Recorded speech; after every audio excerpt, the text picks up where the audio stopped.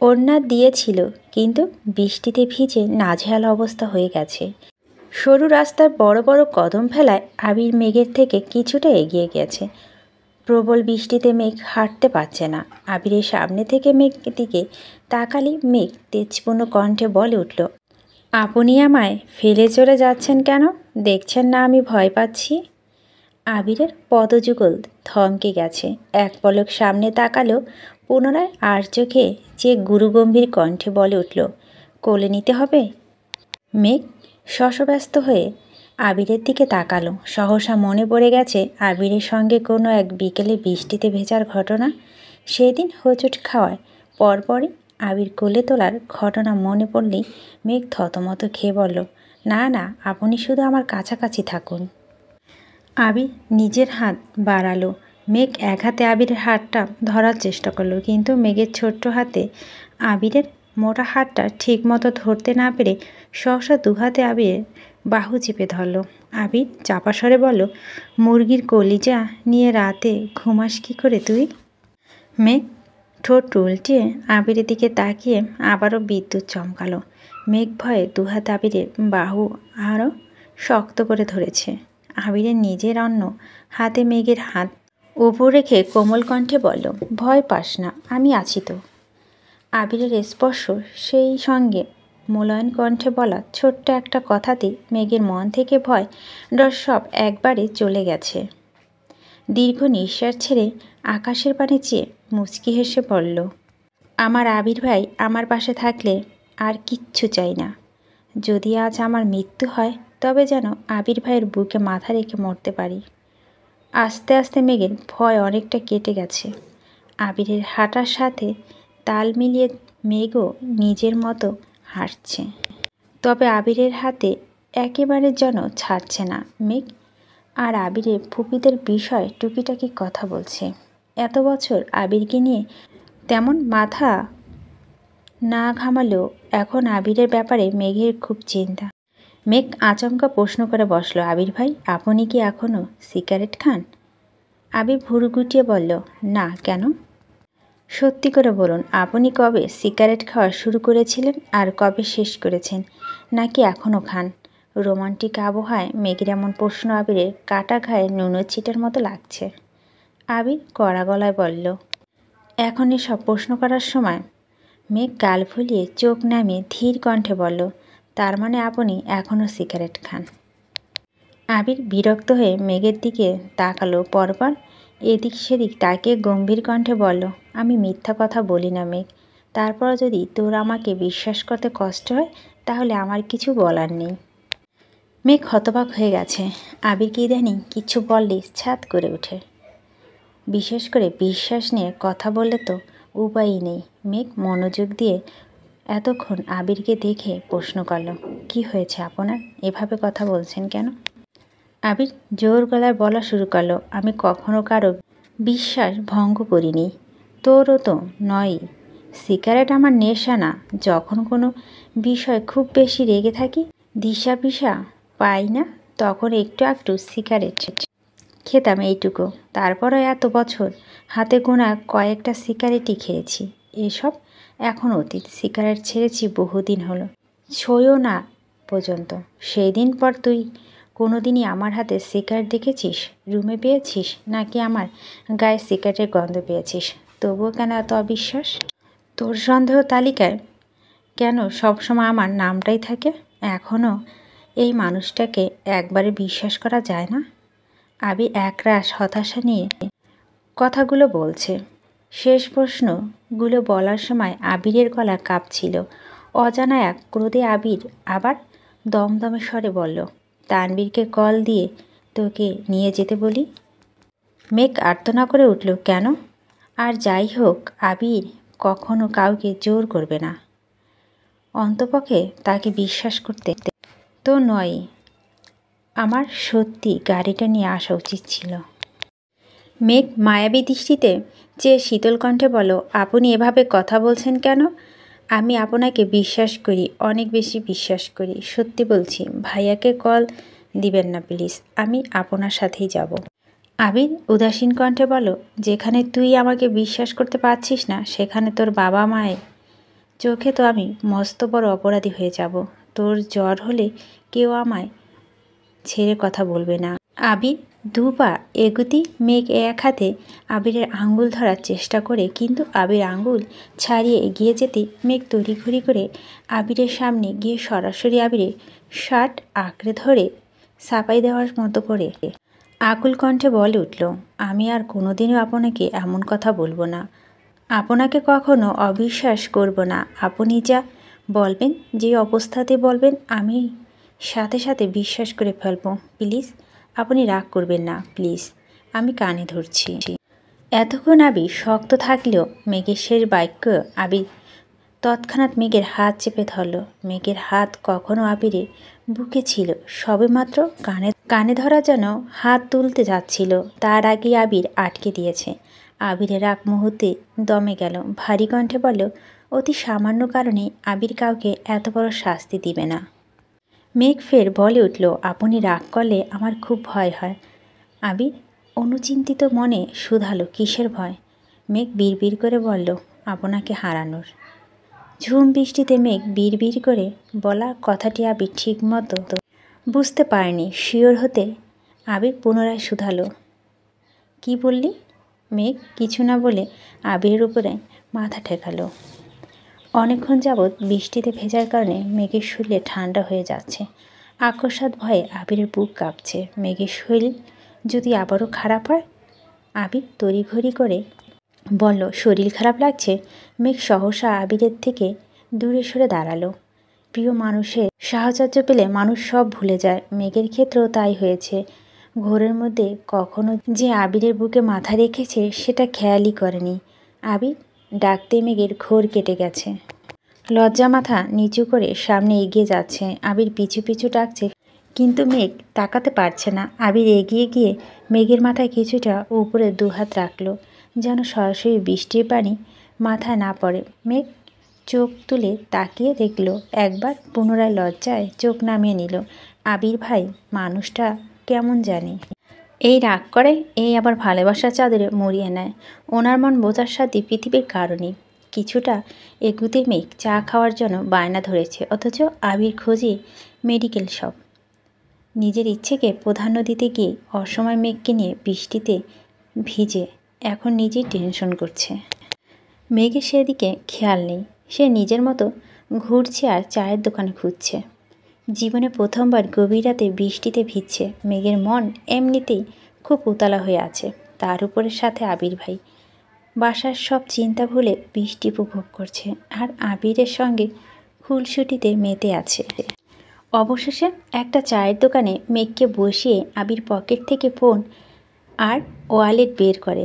উপর টিনের চালে টুপটুপ বৃষ্টি ফোঁটা পড়ছে। মেঘ আনমনে বসা থেকে সেই চালের দিকে চেয়ে আছে। টিনের চালে মাতাল করার শব্দে মেঘের ভাবনার ছিন্ন ছাড়া হয়ে যাচ্ছে। মেঘ আবিরের দিকে তাকাতেই আবির বলে উঠল, বৃষ্টির শব্দটা ভালো লাগছে। হ্যাঁ, আগে বর্ষাকালে নানা বাড়ি গেলে এই শব্দটা শুনতাম, অনেক ভালো লাগতো। কত বছর পর আবার শুনছি। আবির প্রশ্ন করল, লাল চা খাবি নাকি দুধ চা? লাল চা খাবো। ঠিক আছে ম্যাম। আবির চলে গেল। হঠাৎই মেঘের কানে আবিরের কণ্ঠ ভেসে উঠল, মামা আপনি বসুন, চা আমি বানাচ্ছি। মেঘ আতকে উঠে পিছু ঘুরল। সত্যি সত্যি আবির চা বানাচ্ছে? মেঘ তৎক্ষণাৎ বসা থেকে উঠে দাঁড়ালো। ভিতরে থাকা হৃৎপিণ্ডে ছুটছে দিক বিদিক, ঠোঁটে ফুটে উঠছে প্রশান্তির হাসি। আকস্মাৎ মনে দুশ্চিন্তারা ভর করছে। নিজের অজান্তেই বলে উঠল, এত সুখ আমার কপালে সইব তো? সঙ্গে সঙ্গে মেঘ নিজের মাথা গাঁটটা মেরে বলল, কী সব বাজে কথা ভাবছি। আবির 2 কাপ চা নিয়ে এগিয়ে আসলো। আদা লেবু দিয়ে 2 কাপ চা নিয়ে আসছে। আবিরকে দেখে মেঘ পুনরায় চেয়ারে বসলো। মেঘকে 1 কাপ চা দিয়ে আবির পাশের চেয়ারে বসে চায়ে চুমুক দিল। মেঘ 1 চুমুক চা খেয়ে মেঘ মুক্ত হয়ে আবিরের পানে চেয়ে জিজ্ঞেস করলো, আপনি আর ঠিক কী কী পারেন একটু বলবেন? আবির নির্বাক ভঙ্গিতে বলল, বলতে পারবো না, তবে প্র্যাকটিক্যালি সব পারবো। বাহ, বড় আব্বু আর বড় আম্মু একমাত্র ভদ্র ছেলে। আপনি ছেলে হয়ে যা পারেন আমি মেয়ে হয়ে তাও পারি না। আবির উগ্রীব হয়ে বলল, আমি কখনই ভদ্র ছেলে ছিলাম না। আমি 1 নম্বরে অসভ্য আর অভদ্র একটা ছেলে। তাছাড়া তোকে কাজ শিখতে বলছে কেউ? তোর জন্য যা লাগবে তুই অর্ডার করবি। মেঘ প্রশ্ন করল, আপনি অভদ্র? এটা কে বলছে? তোর আব্বু। মেঘ হেসে বলল, আব্বুর চোখে দুনিয়ার সব ছেলেরাই অভদ্র। দেখবেন 2 দিন পর থেকে আদিকেও এভাবে কথা শোনাবে। আবিরও মলিন হাসল। নিষ্ঠুর এই পৃথিবীতে সবার প্রিয় হয়ে ওঠা কারো পক্ষেই সম্ভব না। তবে আবিরের প্রচেষ্টা শুধুমাত্র নিজেকে প্রমাণ করা। আবির অভদ্র নয়, তবে অসভ্য তো বটে। মেঘকে কাছে পেলে আরও বেশি অসভ্য হয়ে যায়। এজন্য মেঘের দিকে ঠিকমতো তাকাচ্ছে না। আবির ফোন চেক করতে দেখল মোট 17টা কল আসছে। বাসা থেকে 8টা কল আসছে। তানভীর 4-5 বার কল দিয়েছে। ফুপি রাকিব ও কয়েকবার কল দিয়েছে। এখন ফোন দিলেই যে যার মতো কথা শোনাবে, তারপর আবার মন খারাপ হবে, সেই ভেবে কাউকে কল ব্যাক করেনি। রাস্তায় একটা মেডিকেল শপ থেকে মেয়েকে ওষুধ কিনে খাইয়ে যাতে জ্বর না আসে আবির আশেপাশে রিক্সা খুঁজছে। বাসার মানুষ থেকে বেশি টেনশন হচ্ছে মেঘকে নিয়ে, কারণ মেঘকে সামাল দেওয়ার মতো মানসিক অবস্থা আবিরে নেই। বৃষ্টির পানিতে চিকচিক করা মেঘের 2 গাল, গোলাপের ভেজা পাপড়ির মতো লাল টকটকে 2 ঠোঁট। তাকানো মাত্র আবিরের বুকে কম্পন অনুভব করে, সঙ্গে সঙ্গে চোখ সরিয়ে নেয়। কিন্তু মেঘ নিজের মতো করে কথা বলছে। হুটহাট আজগুবি প্রশ্ন করতে শুরু করে, যে প্রশ্নের উত্তর দেওয়ার মতো পরিস্থিতি আবিরের নেই। তাই মেঘকে নিয়ে তাড়াতাড়ি বাসায় ফিরতে চাচ্ছে। একটা ফুলের দোকান দেখে মেঘ বলে উঠে, আবির ভাই, আমাকে একটা গোলাপ ফুল কিনে দিবে? না। কেন? গোলাপ ব্যতীত অন্য কোনো ফুল নেই? লাল গোলাপগুলো খুব সুন্দর লাগছে। এটা নে। বললাম তো না। মেঘ মন খারাপ করে 2টো বেলি ফুলের মালা নিয়েছে। আবির টাকা দিয়ে বেরিয়ে এসে বলল, দে, পরিয়ে দিই। প্রয়োজন নেই। কেন?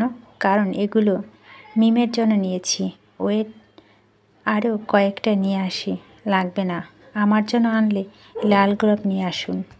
আবির গম্ভীর কণ্ঠে বলল, চল সামনে যাই, সামনে হয়তো রিক্সা পাবো। মেঘ উষ্ণ স্বরে বলল, তবুও গোলাপ দিবেন না? না। মেঘ রাগে ফসতে ফসতে চলে যাচ্ছে। বৃষ্টি কমে এসেছে, তবে গাছ থেকে এখনও টুপটুপ করে পানি পড়ছে। আবির মেঘের গমন পথে চেয়ে ভারী কণ্ঠে বলল, যেই ফুল তোকে অন্য কোনো ছেলে দিতে চেয়েছিল, সেই ফুল আমার চোখে বিষের মতো। আবির সেই বিষ ছুবে না। এদিকে তানভীর বাসার কাছে গাছের নিচে বাইকে বসে আছে আর ওদের জন্য অপেক্ষা করছে। বৃষ্টি কমাতে আবিরকে কয়েকবার কল পর্যন্ত দিয়েছে, কিন্তু আবির ফোনই ধরছে না। হঠাৎ বন্যার কথা ভেবে কল দিল বন্যার নাম্বারে।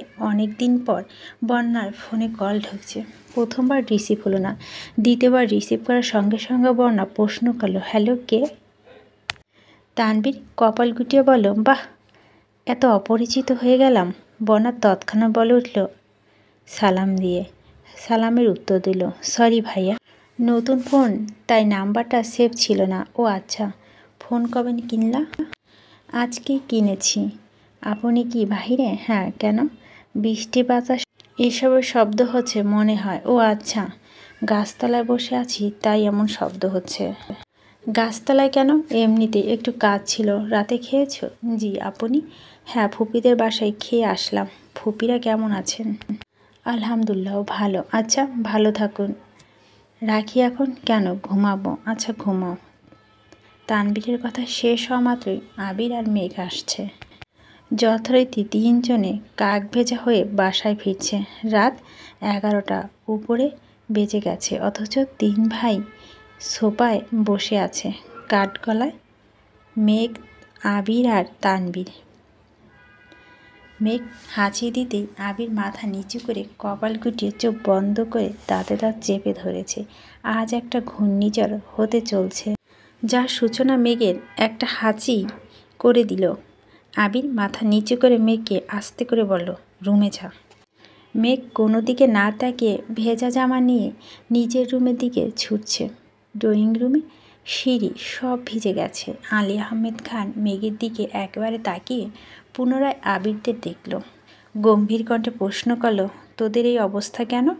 আবির সাপাই দেওয়া শব্দে বলল, আপনি বলেছেন বাইক যেন না চালাই, আর রাস্তায় রিক্সা পাইনি। গাড়ি নেওনি কেন? ফুপিদের বাসা পর্যন্ত গাড়ি ঢুকে কি না শিওর ছিলাম না। বাসা পর্যন্ত না যাক, রাস্তা পর্যন্ত তো যেত। রাস্তায় রাখবো, তারপর কোনো অ্যাক্সিডেন্ট হলে, চুরি হলে গাড়ির দায় কে নেবে? আমি? আলী আহমেদ খান ভারী কণ্ঠে বলেন, তুমি না নিলে তোমার বাপে না হয় দায় নিত। যত যাই হোক, গাড়িটা তো তোমার বাপেরই। আবির মৃদু হেসে বলল, আমার জন্য কাউকে কোনো দায় নিতে হবে না। আমিও অযথা কোনো দায় নিতে চাই না। মোজাম্মেল খান এবার চেঁচিয়ে উঠলেন, তোমাদের ঘাততারামির জন্য আমার মেয়েটাকে কেন ভিজিয়েছ? ওর কিছু হলে? আবির রাশভারী কণ্ঠে বলল, আপনার মেয়ে কিছু না হলে তো হলো। এত রাতে এখানে কথা বাড়ালে ঝামেলা হবে ভেবে মোজাম্মেল খান হুঙ্কার দিয়ে সোফায় ছেড়ে উঠে চলে গেল। ইকবাল খানও নিজের রুমে চলে গেছে। আলী আহমেদ খান কাজে মহিলাকে ডেকে ফ্লোর মুছে কথা বলে নিজের ভিতরে চলে গেছে। আবির ভিতরে ভিতরে ফুঁসছে। রুমে গিয়ে রাগে বিছানার উপর ফোন ছুঁড়ে ফেলে সোজা ওয়াশরুমে চলে গেছে। আবির রাগের একমাত্র কারণ সে নিজেই। আবির শাওয়ার নিয়ে আবার রান্নাঘরে এসে মেঘের জন্য স্যুপ আর কফি করে নিয়ে গেছে।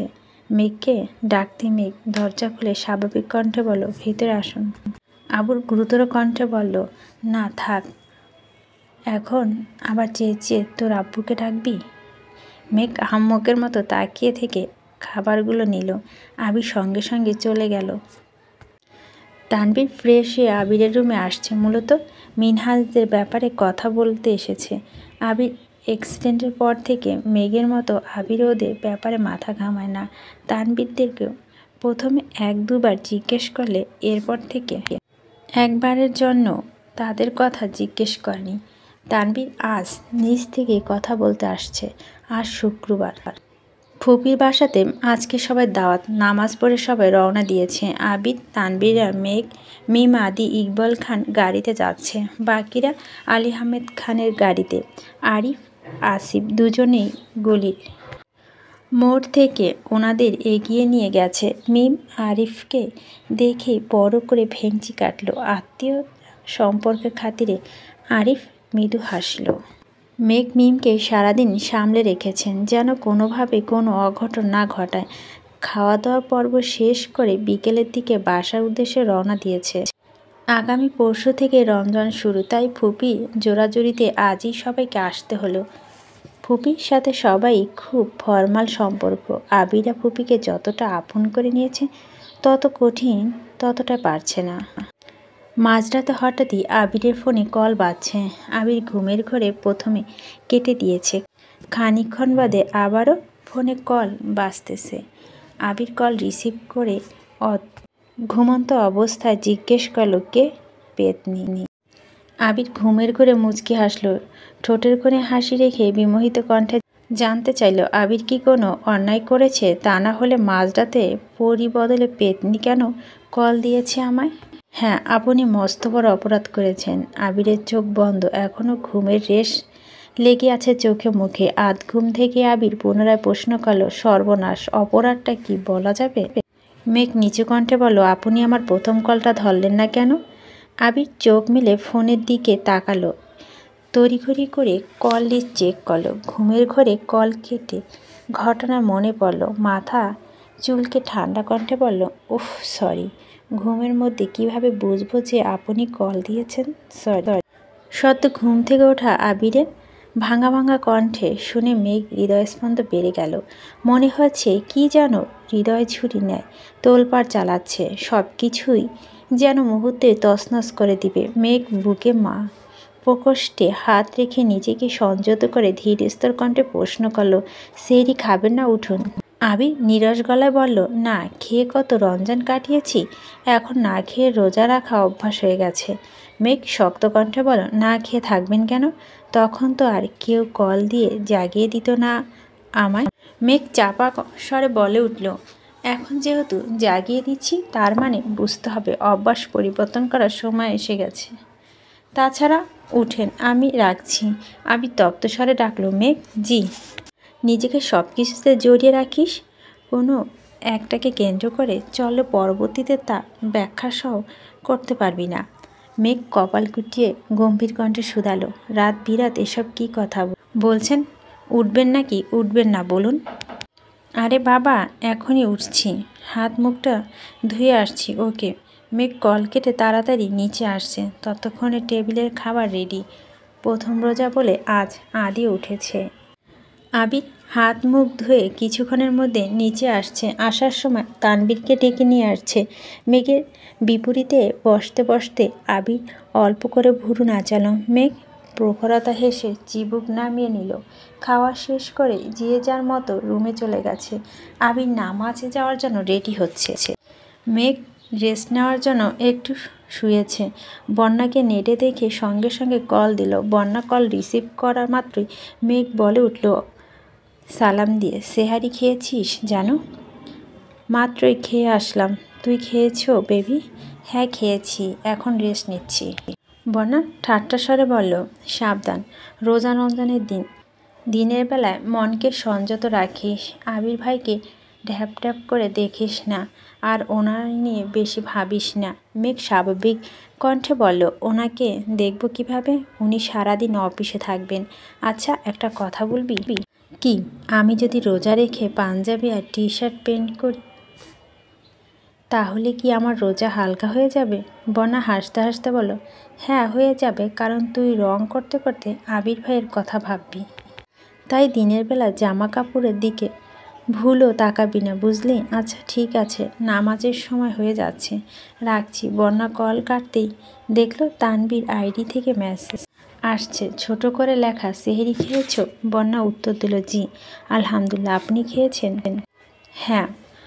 কোনো পাশ থেকে আর কোনো মেসেজ আসলো না। তানবীর 2-3বার কিছু লিখেও বারবার মুছে দিয়েছে। কিছু একটা বলবে, সেই মেসেজ মেঘকে দেখালে বোনের নজর তানবীর ছোট হয়ে যাবে। সেসব ভেবে তানবীর কিছু লিখতে পারছে না। 5 মিনিট পর বন্যা আইডি থেকে মেসেজ আসলো, গুড নাইট। তানবীর মলিন হেসে লিখল, good night and take care. সকালে মেঘের ঘুম ভাঙার আগে আবির অফিসে চলে গেছে। বাড়ি সম্পূর্ণ নীরব। মেঘ এক সবাই রুমে চক্কর দিয়ে আসছে।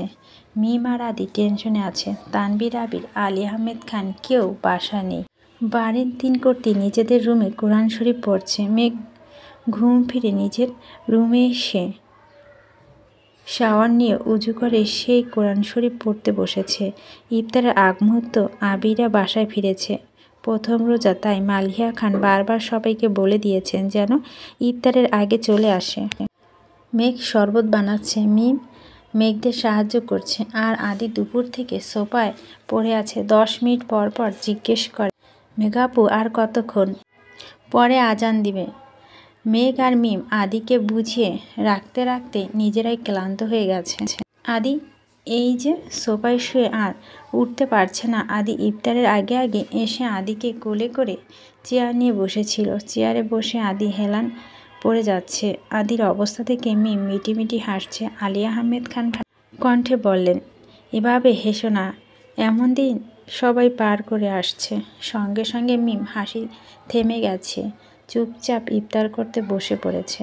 মেঘ দাঁড়িয়ে দাঁড়িয়ে শরবত একটু পরপরই চিনি দিচ্ছে। প্রথমবারের মতো শরবত বানানোর দায়িত্ব মেঘ নিয়েছে। যদি ঠিকঠাক না হয় তাহলে বাড়ির সবার সামনে নাক কাটা যাবে। এজন্য আরও বেশি ভয় পাচ্ছে।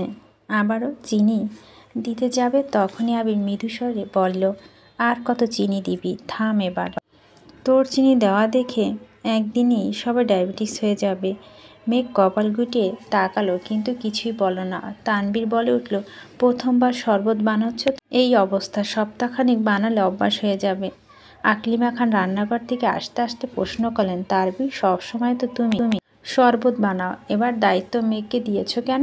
তানবীর মুচকি হেসে বলল, সবসময় আমার শরবত খেয়েছে, এবার আমার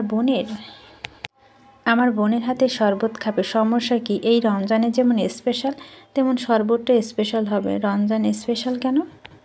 বারে কত বছর পর ভাইয়ার সাথে রমজান পালন করছি, তাছাড়া আমাদের ফুপিকে পেয়েছি, স্পেশাল হবে না?